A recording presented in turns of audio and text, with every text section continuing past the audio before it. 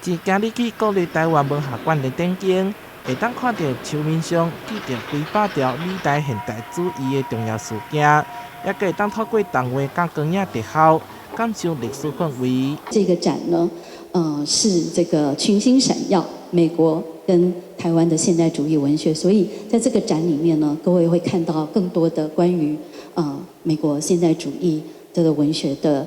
展出。美国以及台湾现代主义文学特点，介绍1920到1950年，海明威、福克纳、费兹杰罗等美国现代主义作家，以及因对美国社会的亲历观察所创造出来的能量。当然，在这整个文学生产的过程中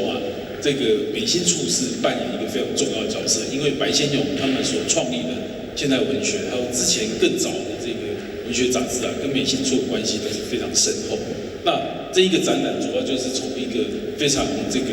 宏观的一个角度去看说美国的文学。为美国新闻处的翻译，也整理出1960年代的台湾作家如何在吸收西方现代主义技巧了后，发展出台湾特殊的风格，同时也具有强烈的本土创新精神。For nearly 50 years, the U.S. Information Service, or USIS, helped support U.S.-Taiwan artistic collaborations by publishing literary magazines, translating works by Taiwanese and American writers, and organizing writers' workshops. I learned that modern Taiwanese writers and artists read translations of American works that were provided by USIS, then created great works of their own with a uniquely Taiwanese perspective on the modernist movement. 策展单位也向美国借侪珍贵的图书抗压因档案，期间也搁规划相关的系列活动，希望透过丰富多元的展览，让民众会当更加了解